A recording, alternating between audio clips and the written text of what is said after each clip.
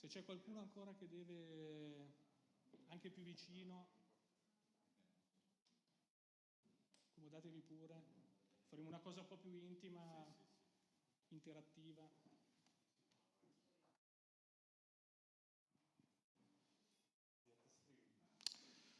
Bene, buonasera a tutti, grazie di essere venuti qui sfidando caldo, traffico, scioperi e quant'altro, che sicuramente insomma, non hanno facilitato i vostri trasferimenti. Un saluto anche a tutti gli amici. Ho già visto Matteo che è già intervenuto e avevo già il piacere di conoscerlo. Oggi vi porteremo in un viaggio tra... I had the pleasure to meet him. Today we're going to take you on a journey between Veneto and Friuli. We will start in Veneto with Valdo, the winery that I'm the marketing manager of. My name is Matteo D'Agostino. I'm the trade marketing manager in Valdo. I have been with the company for approximately 4 years.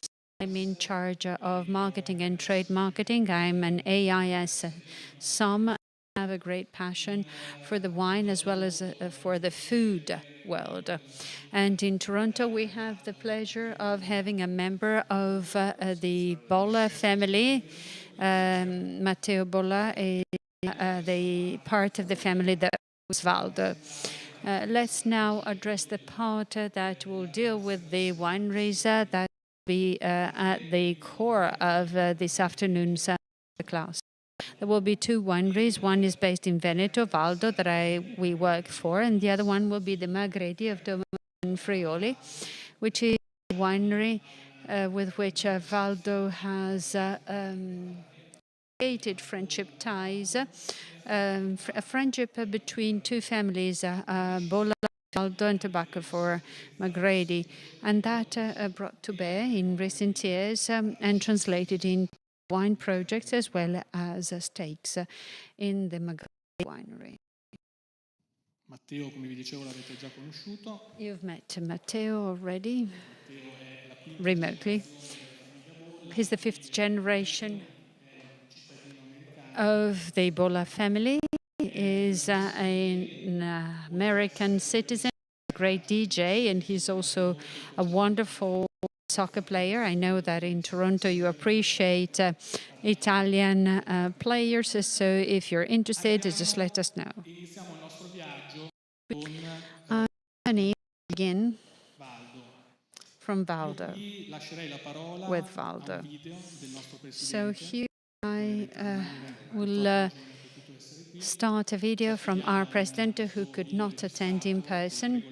So here's a pre-recorded video that will now be broadcast.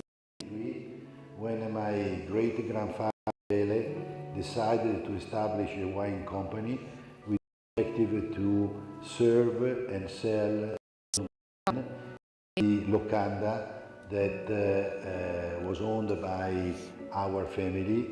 The locanda name is Gambero. Valdo was established in 1926 by 4 entrepreneurs. One was a doctor, one was a lawyer, one was a law consultant, and one was a farmer.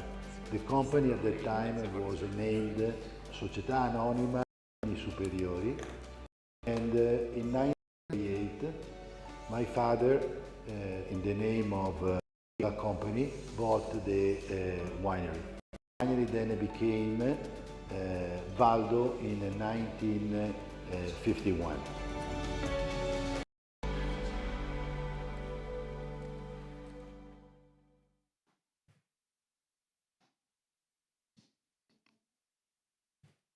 Una storia, quella di Valdo, che appunto inizia... So Valdo's history, as we've heard, Valdo's history, as we've heard, began in 1926 and continued throughout the 20th century.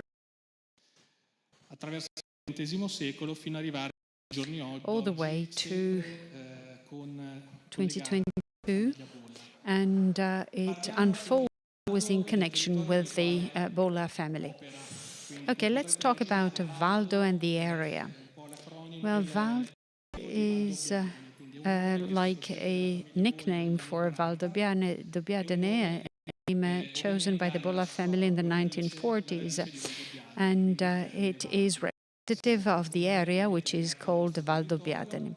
So we're profoundly, we have deep running bonds to our area. This is in the area of Prosecco. We're talking about Valdobbiadene within the area of Prosecco Superiore di Ostia in the province of Treviso in the northeast of Italy, in the region of Veneto. And for those listening from abroad, that would be important information. In recent times, this area became part of the World Heritage List because of the special landscapes on its hills and the hand of man that has shaped them in the course of centuries, creating a very strong connubium between culture, human presence, and the wildlife and nature. The entire area of Valdobbiadene has a very lively and very favorable ecosystem that surrounds our vineyards. So, as the video mentioned in the previous video, President Bolla, the history of the VALDO winery begins in the 1920s. These are pictures from those days, and they depict the winery, which still exists today. And in VALDO, at the moment, we have two production areas. One is still at the center of the town, which is what you see in these pictures. And then there's one that's newer, that Matteo mentioned at the beginning, a more modern winery that was built in the first decade of this millennium with a very important photovoltaic plant on the roof that helps us produce 75% of the electricity that we consume at our production plant, which is very important, especially now, from not only a financial point of view, but also an environmental point of view, because that drives our CO2 emissions, which is one of the missions of our winery, that is respecting the environment in every respect.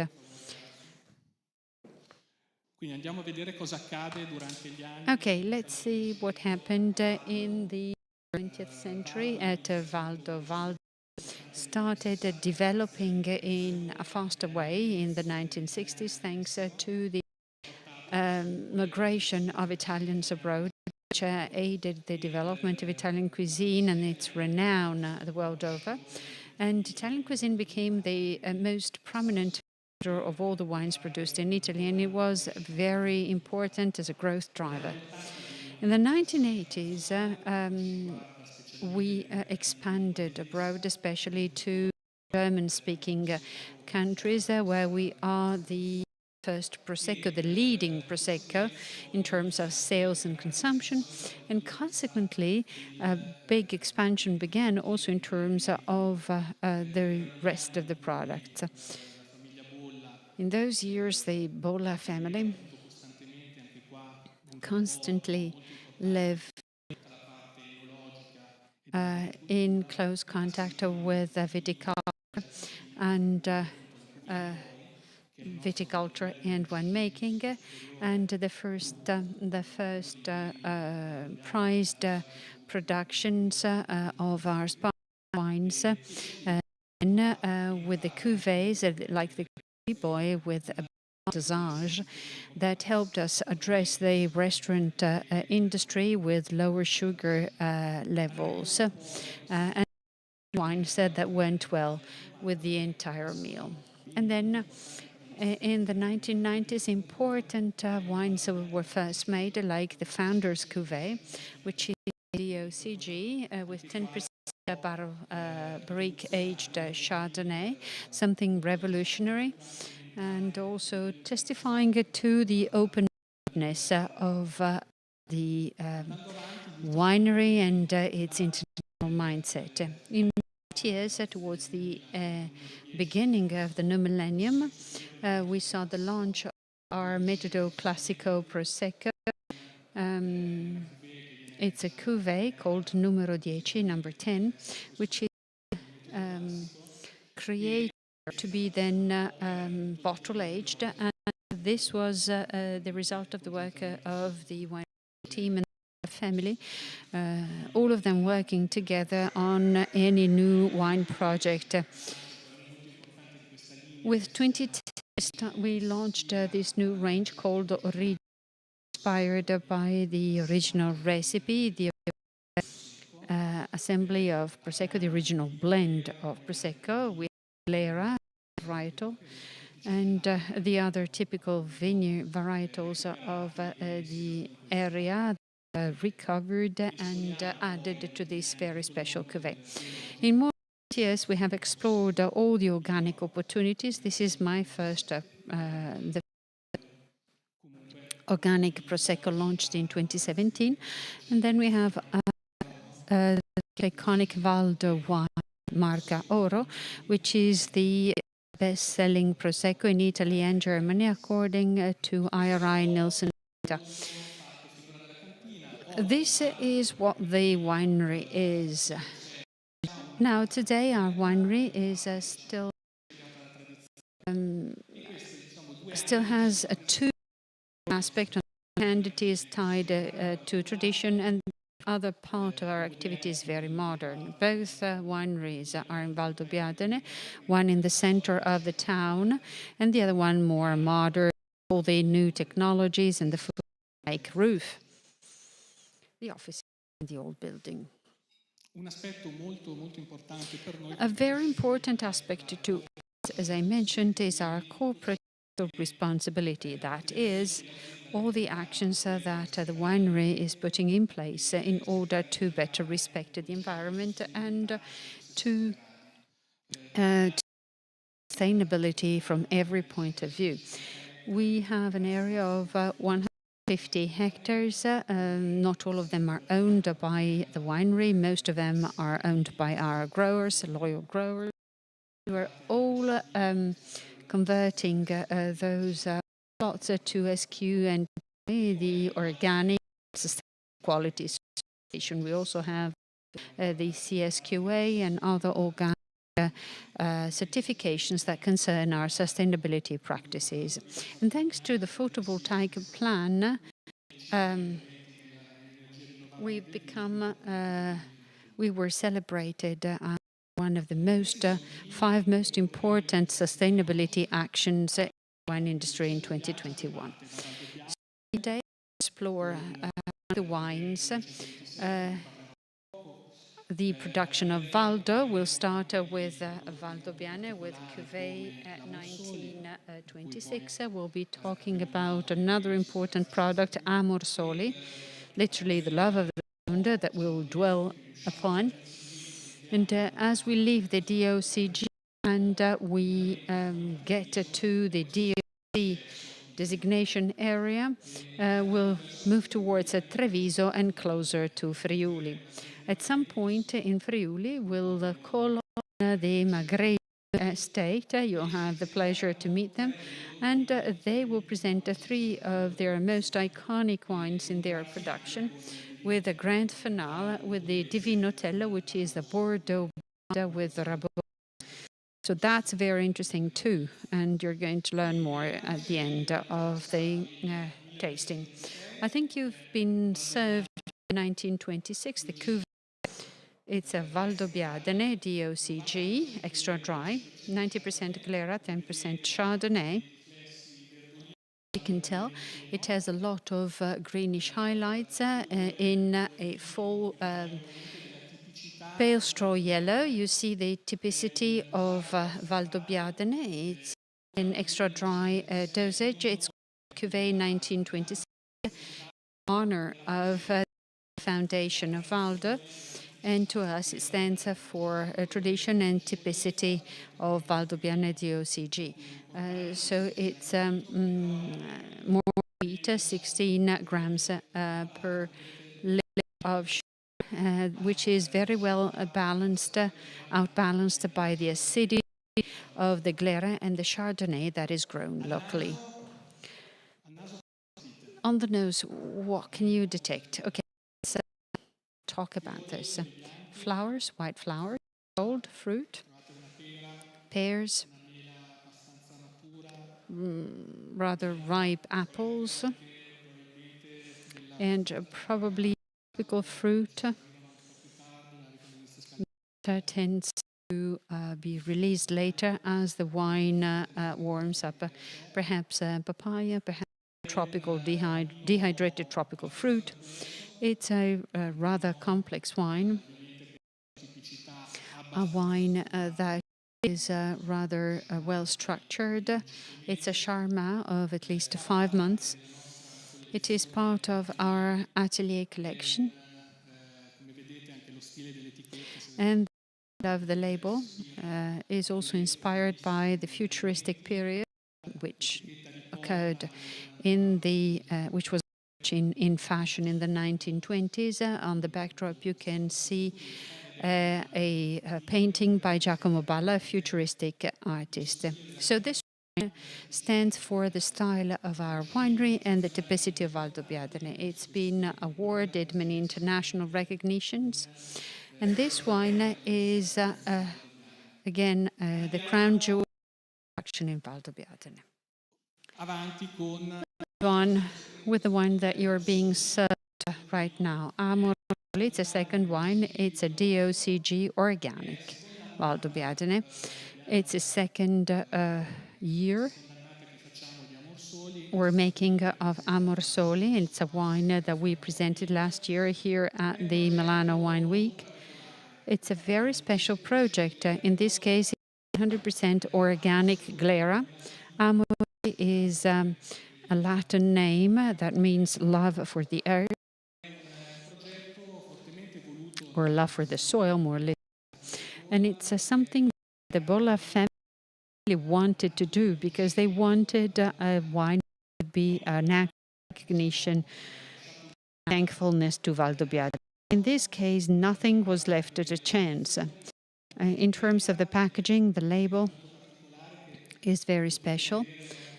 You can tell from the screen, from the presentation, it's the profile of a woman in the act of kissing the hills of Valdobbiadene. That is the summary of nature that has really kissed the terroir of Valdobbiadene with a microclimate and a soil that is unique and successful, because in the course of time has made our wines a great acclaimed international success. The paper the label is made of is recovered paper, recycled paper. The capsule is made of bioplastic and no plastic, and the cork is and the carton are certified. The carton is FSC certified. So we wanted our packaging to be as little impactful for the environment as possible. This is a limited edition, and this wine is marketed mostly online and through some associated restaurants. The sugar residual is only 10 grams per liter. Now the color, if you still some Cuvée 1926 left, side by side with this glass, you can tell that it's greenish, slightly less, very similar.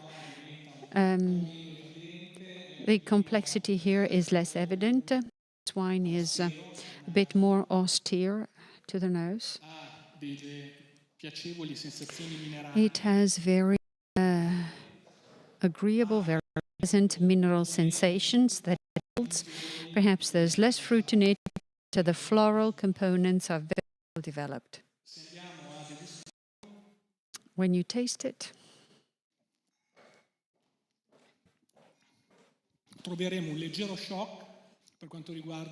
you'll come across a shock in terms of sugars, because this is 10 versus 16 grams per liter. You don't have sweet notes in the finish. What you're left with is this saltiness, which is its characteristic trait, and some minerality, some flint as well, as the glass warms up. And here again, we're talking about a vinification process and a spumante making process that is very different from the previous sample. We bottle it later than other wines, around late April, May. And the wine will spend 4 to 5 months on the lees in the pressure tanks, and also before that it will spend time in contact with lees. So the vinification is a bit more complex, slightly different. This wine too is acclaimed internationally. It's very successful among the DACH audience, the dark audience. See, you've been served the other wines, so I think we can continue with the third sample. Leaving VALDO behind, we're getting deep to the Prosecco area, but the DOC area, not DOCG. This is in Treviso. The Valdo Biadene area is the smallest destination area on the hills, exclusively hills. Now, closer to Treviso, you have the DOC designation area, and you have a mixture of hills and plains. This is an estate called Maredana, which is run together with the Tobacco of Magredi. So this is a joint project with VALDO. The Maredana estate is very special. Glera and Pinot Noir are grown here. In the vineyards, a lot of work was undertaken to reduce the yield per hectare, looking for more structure, especially in Pinot Nero. Pinot Nero, high proportion in the 15%. I think if you stick your nose in the glass, this is a DOC Prosecco that doesn't smell like Prosecco at the beginning, because the Pinot Nero or Pinot Noir imparts its structure and which is a bit unusual for a Prosecco of this kind. Generally, Prosecco, especially the Proseccos of the plains, are a bit easier to drink. And this Prosecco, in this case, is really is a Prosecco that really shows the presence of Pinot Nero, and it has to be accompanied with a meal. Did you expect it to be like this? Did you see Prosecco to be different? Just raise your hand if you want to know more. What is special about it is that all the grapes come from one individual, the Marra. So here again we have a limited number of hectares of bottles that we can make. This has been the 4th year of marketing of DOC Prosecco DOC, and the results, we're starting to see the first results. It's been broadly recognized as a wine both domestically and internationally. Let's move on. We're leaving behind the province of Treviso, and we are to the area of the Prosecco DOC, the center of the area of the Prosecco DOC. It is a representative of the designation area. In this case, the vineyards are in the lowlands. The terroir is special because, as you can tell, Cuvée Magredi is named after the collaboration of the family from Friuli. The family is based in the Grave of Friuli. It's a Prosecco where the Glera grows in an area, as our friends shall tell you, is very rich in stones, in pebbles. It's a very lean soil, not a lush soil. And therefore, the are more subtle and austere, but with a prominent freshness to them. It spends months in the pressure tanks. It is a Prosecco that is straightforward than the previous ones, perhaps more typical too, but that on the finish especially, it has very special characteristics. The goal of this Prosecco, again, is to look for a connection with the terroir, with the soil, with the area, in this case of Friuli or Friul. All our wines have this ambition of telling a story that comes from the land. And when it comes to Prosecco, that's not the rule, unfortunately.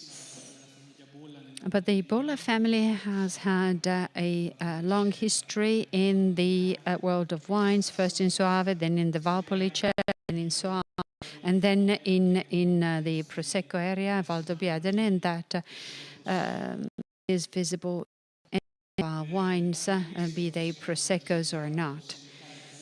This is sold in Italy abroad. It is available in Canada. I'm saying the benefit of our Canadian friends, and this is also paying back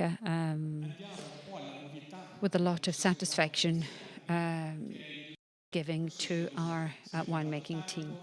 Let's move on with our rosé. A lot has been said about it. It was something that we expected for years to happen. That Sclera and red Pinot Nero. The consequence is a blush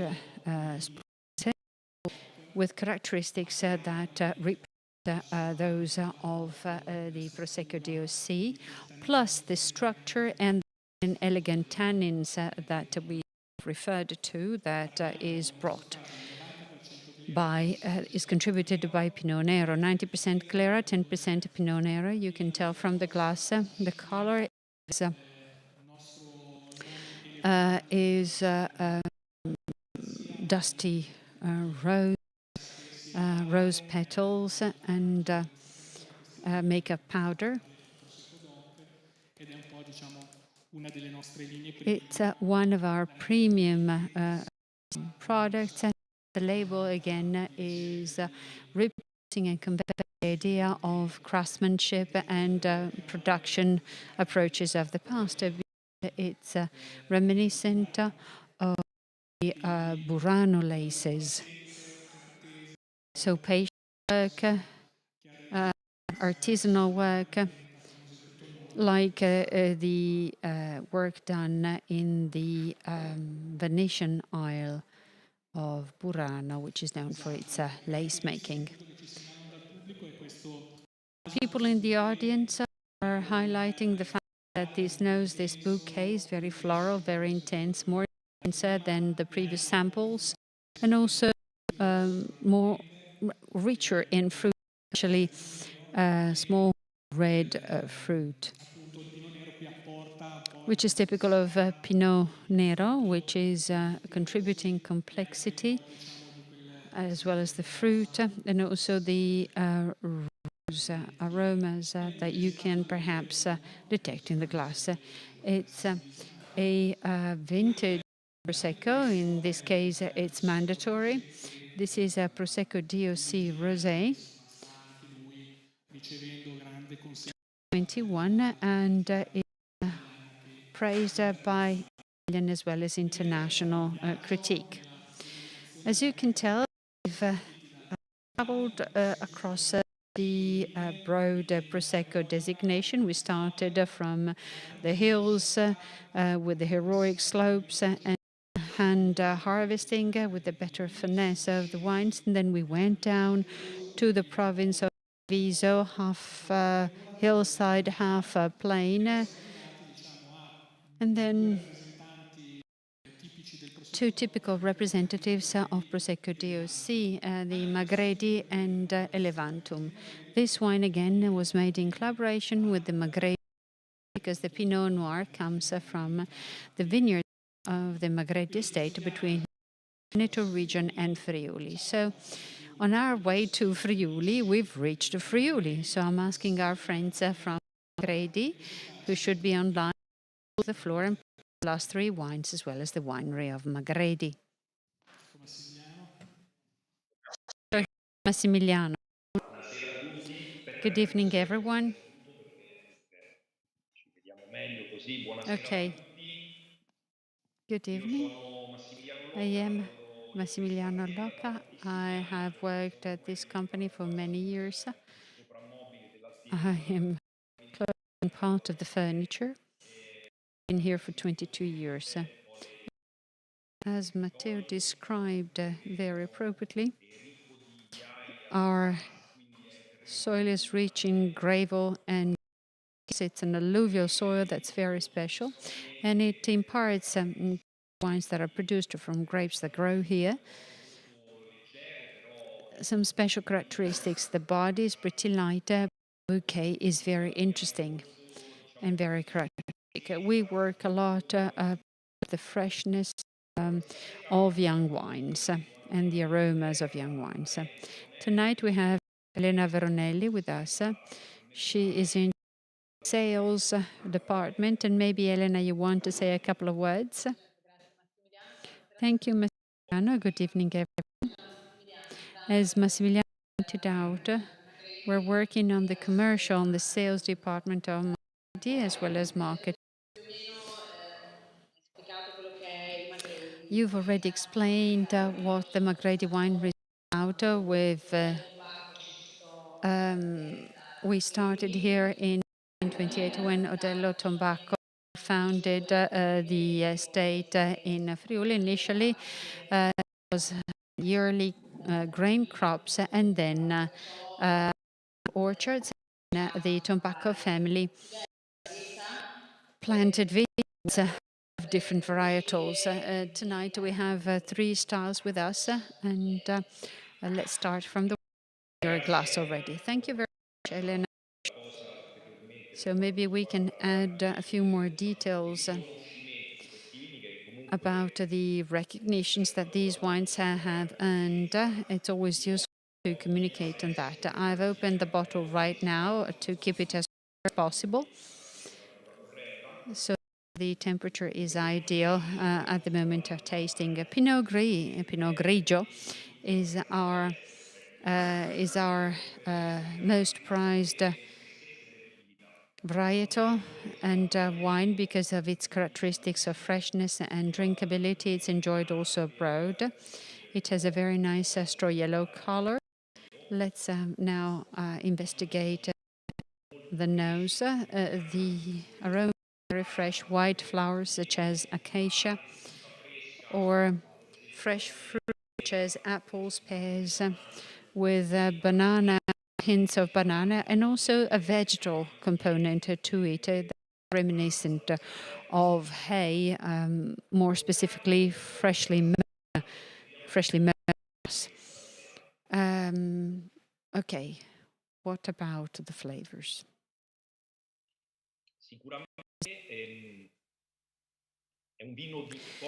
Certainly, this is a slender wine because of the characteristic of our terroir behind me. Maybe you can see it on the banner behind me. These are our vineyards. We have a symbolical vineyard where we welcome our guests. This is a Sauvignon Blanc vineyard to welcome tourists and grace and beauty of this area. And we also organize events right here. So it's very, very special.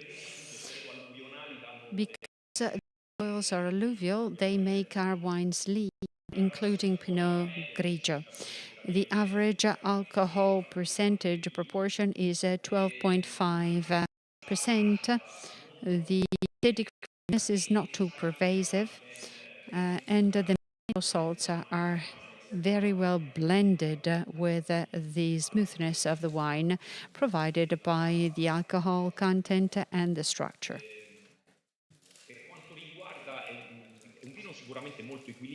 It's a well-balanced with a very fresh finish and white fruit. So local fruit such as pears and apples. We're accustomed to drinking this when pairing it with fish. It goes well with fish in any possible recipe from to mollusks to seafood and crustaceans. This wine is made from 100% Pinot Grigio grapes. The grapes are totally designed. Because we're in the plains, so we can mechanically harvest. The grapes are placed in the press for a very soft pressing to 1.5 bars of pressure. And then we immediately cool it down and float it, and then we ferment and store in under controlled temperature to keep the characteristics unchanged over time. However, these wines need drunk when young, so we don't really store it for very long. I don't know how I'm doing in terms of timing. I don't have any feedback, but I presume I am well on timing. And if there are any questions from our audience, including our friends in Canada, I can provide details. We're here to take your questions. Feel free to ask. Okay, let me mention this. 2022, we got 88 points for our Pinot Grigio in Decanter and Falstaff alike. So to us, a very important result for our international markets. Thank you, Elena. These are useful.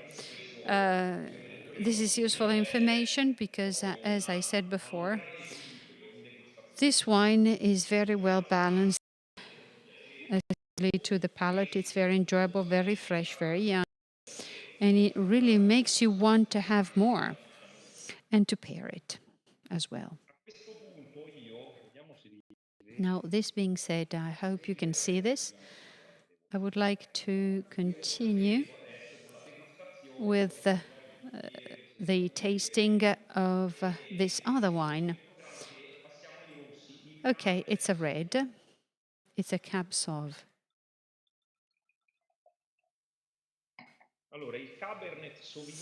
Cabernet Sauvignon has a nice ruby red color with the garnet highlights. Let me refer to the vinification details. This was a typical red wine vinification in stainless steel. The grapes pressed and sent to the fermentation vats and then macerated for 8 to 10 days with pumping over cycles. So the cap is irrigated with liquid at the bottom of the tank to favor the extraction of coloring substances as well as aromas, part of the tannins. Now, obviously, I will not deal with the advanced technicalities because of a lack of time, but this wine is only stored in stainless steel. No oak, no wood, no particular aging or cellaring practices. The wine remains controlled temperature once the fermentation and macerations are over. You rack it, and then you store the wine in complete isolation from contact with oxygen and ambient air to keep the secondary aromas, the fermentation aromas, unaltered, the ones that you can easily detect on the nose. Now, you bring the glass to the nose, you get immediately a fruit sensation, fruit jam, with some vegetal notes as you mow the meadows of the lawn, or green peppers and tomato leaves as well, with some spiciness to it, and fresh fruit or fruit preserves. That's what characterizes the nose of this wine. Okay, let's taste it. This is a wine made in 2021, so last year's harvest. This has an alcohol content of around 13% by volume. So has the highest ABV in this class of wines. The maturity of the grapes at the time of harvest is complete. The sugar content is higher. And also you can tell in your mouth the smoothness, the enveloping character of this wine, which is extremely enveloping. And also that is very much in balance with the acidity and mineral salts, with a very series of tannins that degreases your mouth, that cleanses your mouth somehow. It works well, therefore, with meat and long-aged cheeses. So again, it has a nice balance. And when the wine is towards the finish, we the floral notes, the spice, the pepper, corns, the licorice. A wine that is truly red and fresh, but with some hints of relevant complexity. So this is the Cabernet Sauvignon at the Magredi Winery. Unless you have questions or remarks, I'd like to move on. I hear nothing from you, so I'll continue. I'll keep speaking.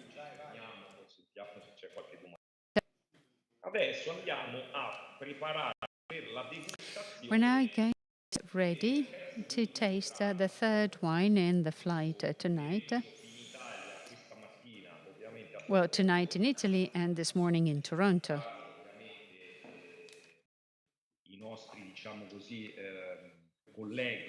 And congratulations to our Canadian friends who are tasting wine this early in the morning.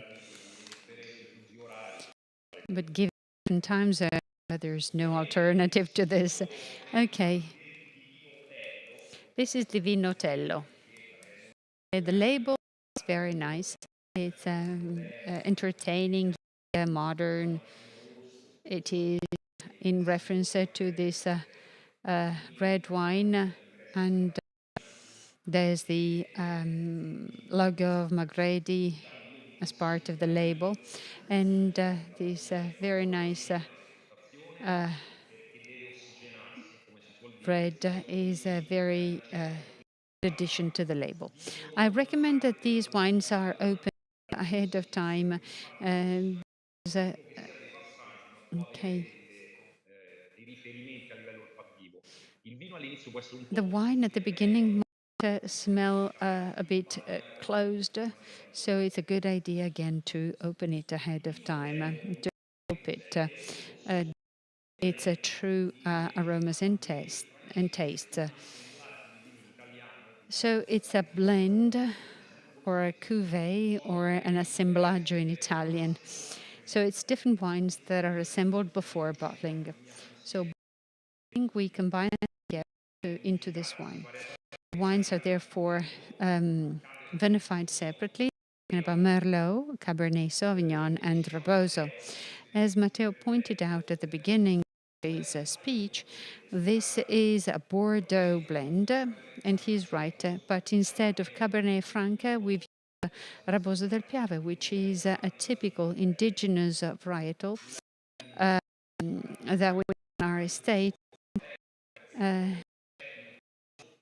And the Rebozo del Piave is a symbol of the Venetian enology, and we vinify all three grapes at Magredi. They're all traditionally vinified to make red wines.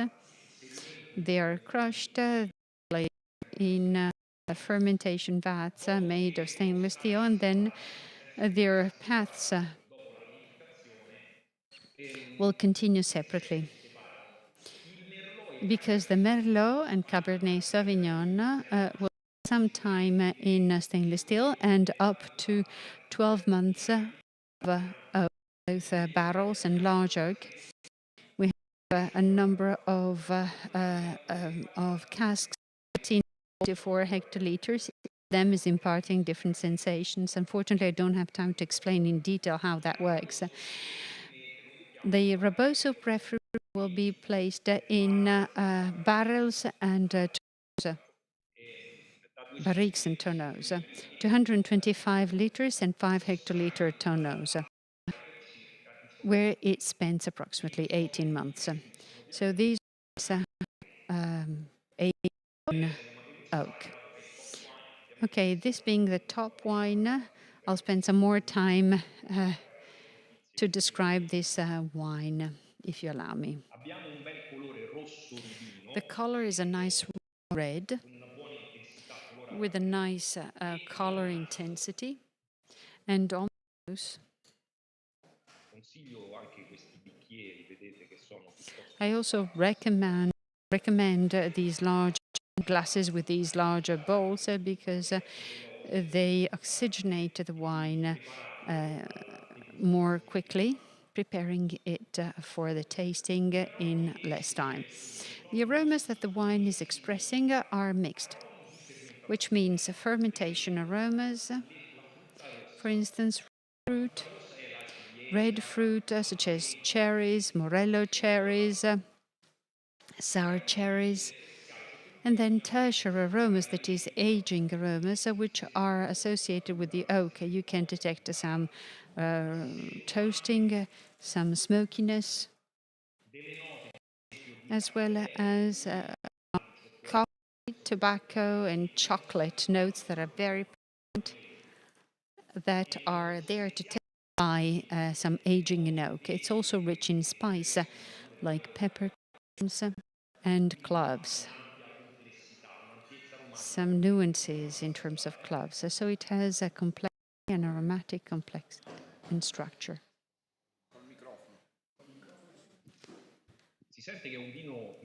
You can tell it's a well-structured wine, so it's almost heavy in the mouth, so the extraction is very evident. The alcohol is there, it is very smooth. It doesn't have any residual sugars, so it's pretty dry to the palate. It does have some good acidity that is refreshing. The mineral salts are present to a medium extent, and the tannin that is bringing about astringency in red wines is detectable because it is rough on the teeth and to the palate, but it's graceful enough to make the wine pleasant. Massimiliano, can you hear me? Yes. We're asked the proportion of each varietal in the blend. Sure, Matteo. Thank you for this question.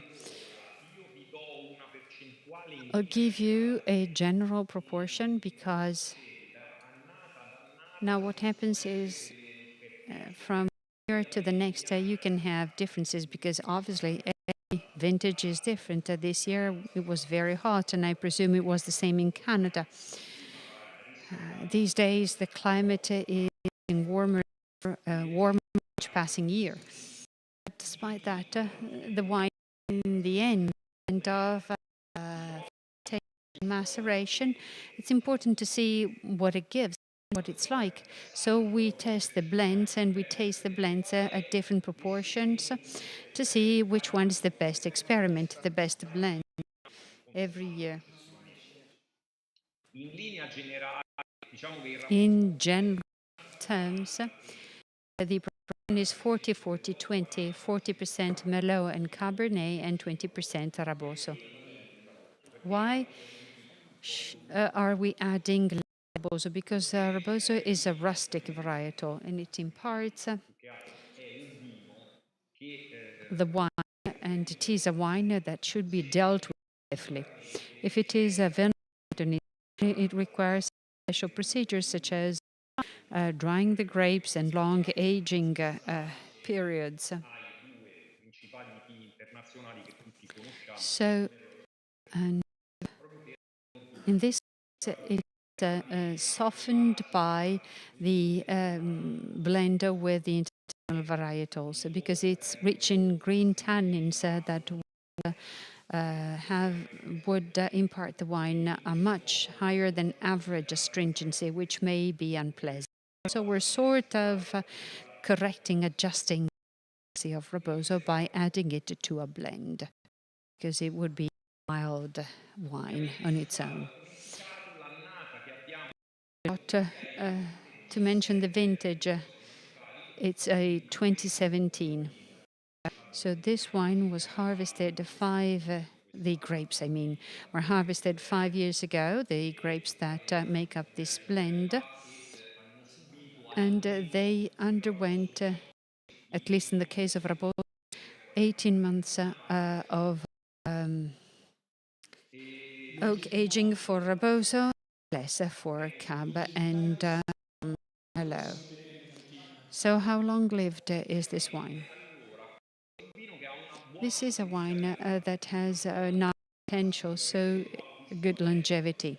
So if I buy it now, for instance, I can store it in the cellar or at home under adequate temperature and humidity conditions for at least 2 to 3 years. I wouldn't wait longer because we're not talking about wines that have a much more prominent structure, but up to 3 years, I think you can stand it. And it will even improve. I forgot to mention something important. The alcohol, the ABV is 13.5% volume. So it's the most alcohol-rich we produce. So it's the one exception to what I said before about the previous wine. So, and that also imparts a certain quality to our product.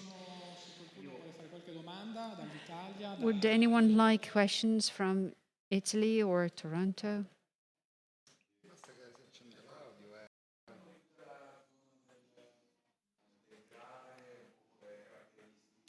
Certo. Ok, allora, qua magari Massimiliano ti lascio poi... So maybe Massimiliano, I'll leave the floor to you. There is a question about the terroir. Can you tell us more about the area of Friuli where you're based and what's special about the terroir with the presence of the stones, of the rocks and the pebbles of alluvial origin that gives the area its name and also the Sure, Matteo. For your question, let's talk about the terroir. This is in the province of Pordenone, Friuli, in a very special area known as Grave del Friuli. There is a controlled designation of controlled origin, Grave, that highlights the importance of this very special terroir. The most special thing about these terroir the soils is the medium to high plains of Friuli. Maybe if there's someone of Italian origin in Canada, you may know. In case you don't know, we're in the extreme northeast of Italy. Friuli Venezia Giulia is a small region that overlooks the Adriatic Sea to the south, and to the north it has a border which is the Alpine range with these are alluvial, and they are called so because they were carried by the going of the glaciers thousands of years ago, and the debris was carried to the valley beds, and in the process they were spread out. Every river is carrying rough material that is then smoothed out by the waters and becomes characteristic of these terroirs. This makes for lean wines, and another important characteristic is the daytime, nighttime temperature differential. These grapes store the light and the heat during the day and it at night, but very, very gradually, and that is very important for the synthesis of aromatic precursors. So the terroir is key in the development of the aromatic expression as well as the structure and alcohol in our wines. Again, we're in the province of Pordenone, which is a small province in the Friuli to the west of the region. Grazie, quindi per ricapitolare. Thank you. So to summarize, to sum up, especially for the benefit of our friends in Canada, today we started. Is there a drastic increase in sales after putting rosé, like Prosecco rosé on the label, or has not changed at all? Ok, questa è per noi, ma So I imagine this is a question for us. ok. Sicuramente c'è stato un importante aumento. Now, certainly there was an important increase in sales of Prosecco, thanks to Prosecco Rosé, especially during the first year after it was released, it was launched. The Prosecco designation had been long awaited. The market and the market players were really looking forward to seeing it released.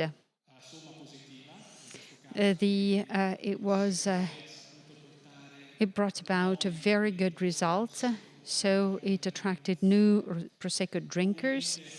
Our designation, of course, during year one, the sales of rosé were very high, and then it plateaued, and now we sell around 6 to 7% of the entire designation. It accounts for 6 to 7% of the entire designation. But the most important fact was that it conquered additional consumers. So it was in line with the global trend that was ongoing.